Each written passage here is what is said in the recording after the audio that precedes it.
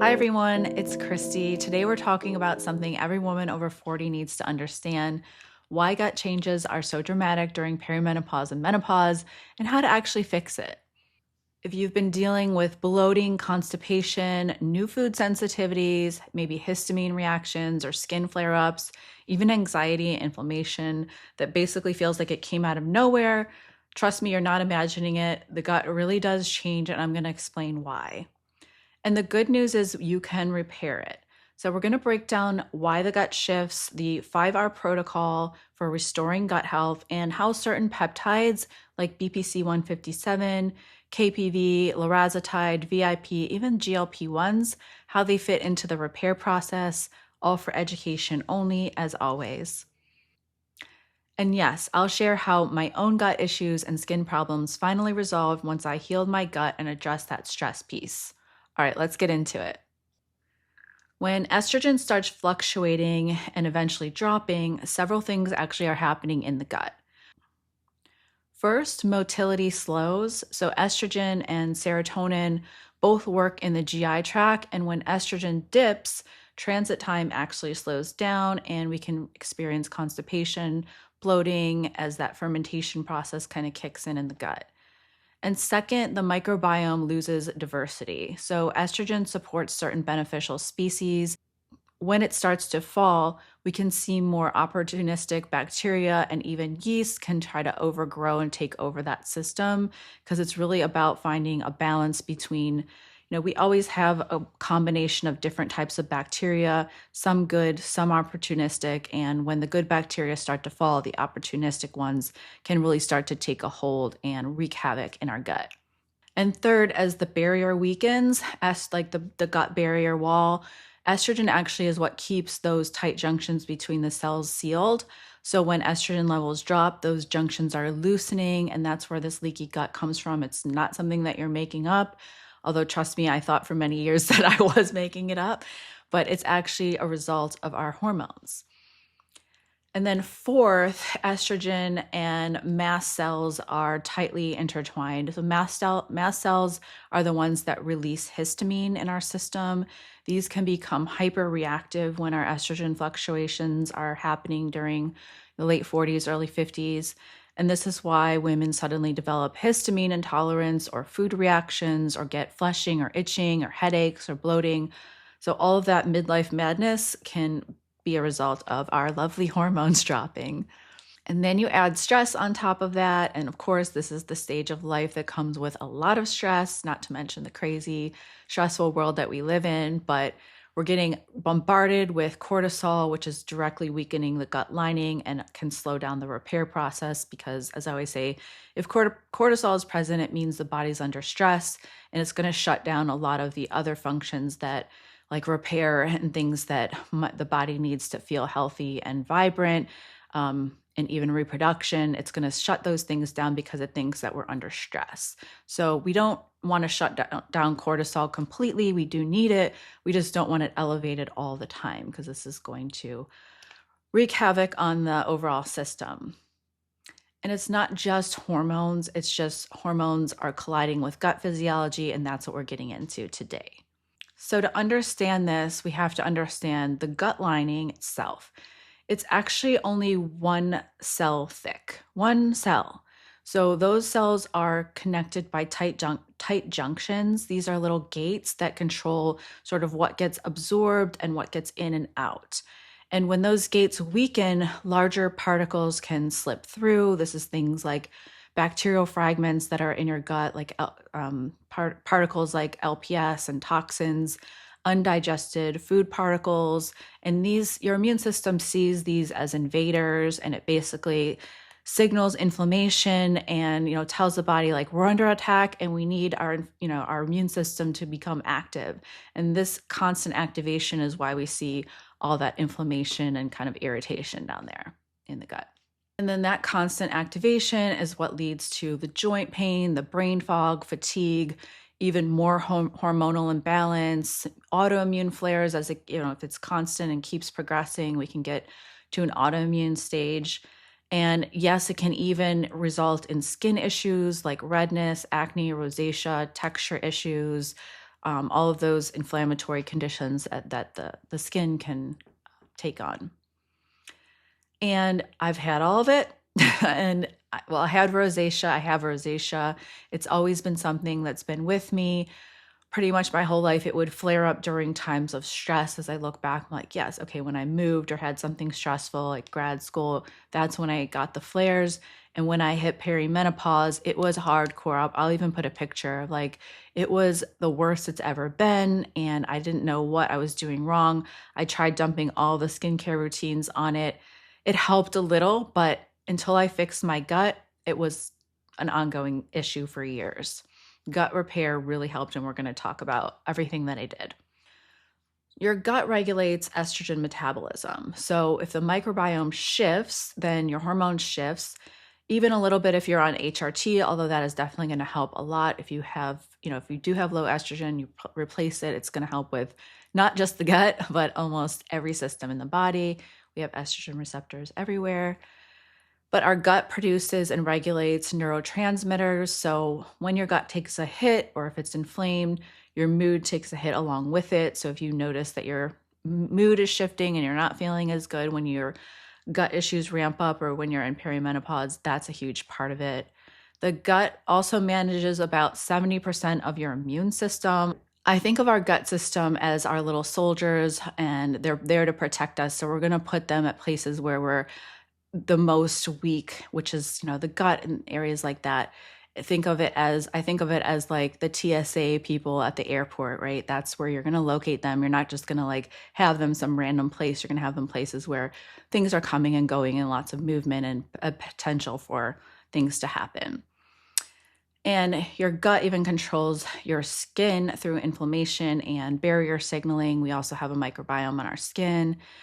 And this is why gut repair is so foundational. It basically is going to improve everything upstream.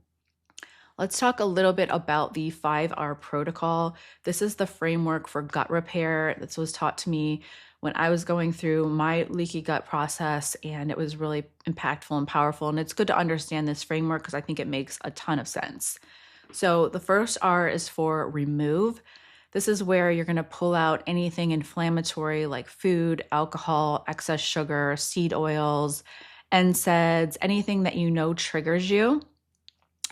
But we could also be talking about removing certain pathogens. So this would generally be diagnosed through something like a GI mapper test, a stool test. And then you can find out whether there's certain bacteria that might be overgrowing, or candida, pathogenic bacteria, things like that.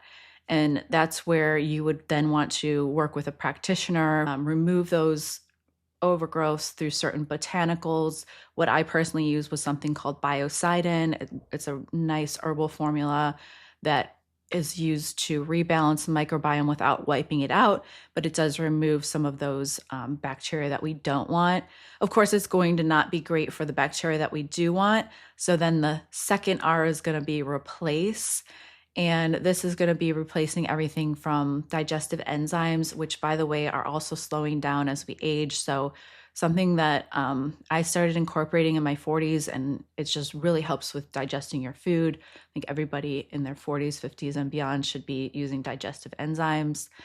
We can also replace things like stomach acid if the stomach acid is low, electrolytes, diversity from fiber and antioxidants, all those micronutrients, as well as anything that's missing in terms of like if you've done blood work and you know that you have low zinc or low iron, we're talking about replacing those as well, because zinc especially is critical for the gut to function properly. The third R is reinoculate. So once we have resolved all the issues, then we're going to be adding back targeted probiotics. I really like spore-based strains. We can also use fermented foods and some prebiotics. Prebiotics are just the food that the biotics eat, the microbiome. So this is things like certain types of fiber.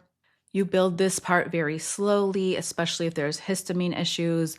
And if there are histamine issues, you really want to work on resolving those. But there's also special bacteria for histamine issues that can be utilized. I'll post everything down below. And I also have a lot in my Amazon storefront. I linked everything there. And then the fourth R is repair. This is where we rebuild the gut lining, and we can do this with glutamine, zinc, carnosine. Zinc is critical for this process. Collagen, omega-3s, vitamin C, the IgGs. And this is where certain research peptides can also come into the conversation, and we'll get to that in a second. But those have been probably the most beneficial for me in my healing, but I've done all of these things. One of the best products for the repair that I love is the GI Revive from Designs for Health. Again, I'll link that below. That's going to have a lot of these components in them, the zinc, the glutamine, all of the things that we need to kind of do that repair. And you just take a scoop of that every day. And the fifth R is rebalance, but this is ongoing. It's not only ongoing from like the rest of your life, but it's part of the entire process.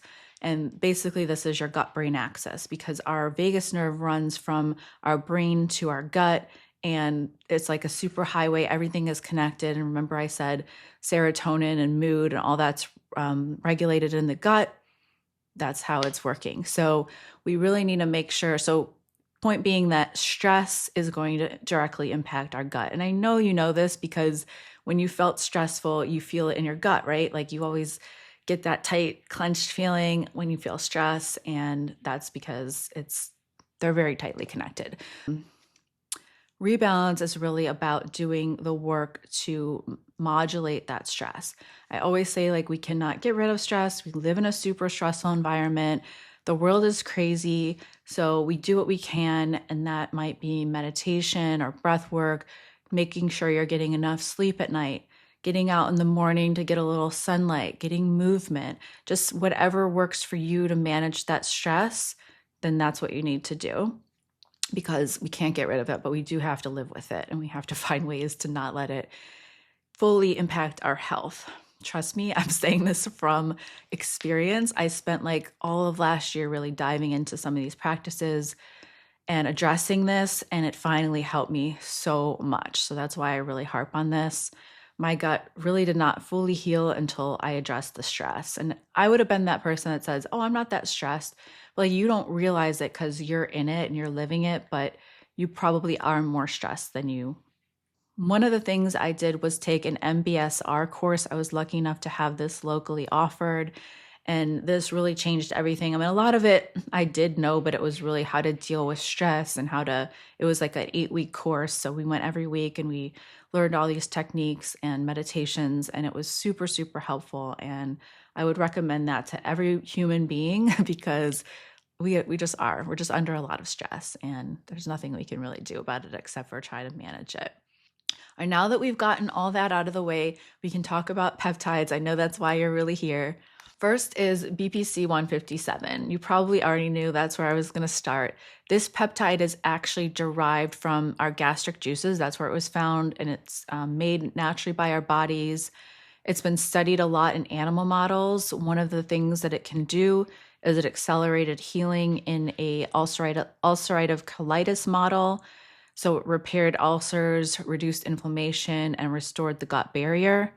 And some studies, this ulcer healing occurred in under a week. In the colitis models, the treatment generally with the mice was about 28 days with BPC 157. So I'm saying that because I see a lot of people using this more long term. I don't think that's completely necessary. I think that it does its job, and it's a great tool, but it works really quickly and really fast in most cases. So I think 1 to 2 months if you have some leaky gut issues, and you can really resolve that quite easily with this peptide. And I'll talk about a blend that I love, but first I want to dive into each of the peptides on their own so you know what they're doing. KPV is a tripeptide that calms inflammation, can stabilize mast cells, and reduce some of that histamine signaling that's overactive. So this can be perfect for women that are dealing with perimenopause and those histamine roller coasters, as well as just inflammation in general. This is one that I keep in my rotation for sure. We also have a peptide called Larazotide. This is a tight junction regulator, so it can reduce intestinal permeability by restoring proteins that keep the gut sealed. Very promising for a leaky gut, and it's going to be in that combination that I mentioned. VIP is vasoactive intestinal peptide. This one can support gut motility, mucosal blood flow, and anti-inflammatory signaling, and it's involved in the gut-brain axis, and it also may help to restore some of that barrier integrity. And I also want to bring up GLP-1 peptides. So people think that GLP-1s are for weight loss and metabolic benefits, but they also do have gut benefits. So they reduce inflammation and they could support some of the gut balance, rebalancing the microbiome if things are sort of moving too quickly. It may allow the microbiome to get a little bit more contact with the food to extract what's needed. And whatever it is, women are noticing improved gut symptoms, including me, on GLP-1s. So it's definitely having some positive impact there. Now, how do we implement this in real life? Well, first thing I would do is start with a 12 hours of digestive rest. It can be a little longer than 12 hours, but I like to finish dinner early. Let the gut start to repair overnight. Let it have some time to not be working. So just avoiding the late night snacking, basically. And then you don't have to skip breakfast. I just say, like, if you finish dinner by 6 and you eat breakfast at 8, like that's, 14 hours. That's excellent. Walking is really good for our gut. Movement is going to drive that migrating motor complex. That's the way I think of the migrating motor complex is like a brush, brush that's going to clean out the straws and it's going to push everything through the gut. And so walking helps to stimulate that, but also having space in between your meals, so 3 to 4 hours between meals, is another thing that's going to allow that migrating motor complex to get activated and start to push the food through the gut. So having distance in between meals is a good thing, especially for people with gut issues. Also, reducing alcohol. So perimenopause and alcohol, they don't play nicely. It sucks, but it's just the facts, So I'm not saying don't indulge. I love having a glass of wine once in a while, but I really had to cut back and it made a huge difference. My sleep is better, my skin is better, my gut is better. Alcohol is just like that gasoline that inflames everything. So unfortunately, we do have to kind of cut it out in perimenopause. Increasing fiber, but I always say, like, once the gut is healed, you don't really want to be adding the fiber while you're in the throes of a leaky gut or dysbiosis, because it can really make things worse. But once the gut is healed, we really want to have a lot of diversity. Micronutrients are coming from that, our antioxidants. So colorful foods, things like chia, flax seeds, all of that is going to be helpful. We want to aim for 20 to 30 plant foods per week, like a diversity of different plants per week. Even better if you can get them from the farmer's market or your own garden. They're going to have a little bit of that natural probiotics on there. And then supporting the gut lining, we already talked about this a little, but nutrients like glutamine, zinc carnosine, vitamin C, omega-3s, collagen, and maybe IgG if needed, or colostrum. Oh, and this is the product that I use mainly to heal my gut. It's by a company called LVLUP Health.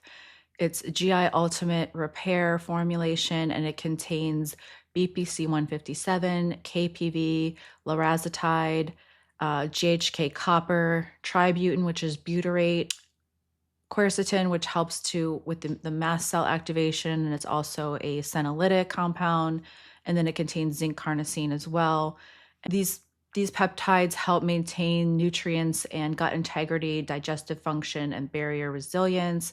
I found it to be super helpful in my healing journey, so I tell everyone about it, and I'll link that one below as well. It's a very comprehensive peptide formula for gut barrier support. It helped me tremendously in my own healing journey with my gut, so I recommend it to most of my clients because most of the women I see are also dealing with gut issues, so I'm going to link that one below as well.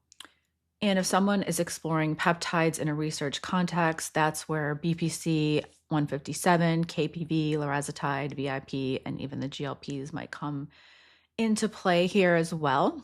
When the gut heals, your inflammation is going to drop, and it's also going to help stabilize our hormones. Our sleep is going to improve. It's going to help with anxiety. Skin is going to clear up, energy rises, and you're going to have better recovery. So just overall, just feeling a lot better when the gut is healed. My own skin issues did not resolve until my gut healed, and then my stress came down. So yes, topicals can help, but honestly, gut repair, it's an inside job. Like, you really got to do the inside out work, the gut repair work first.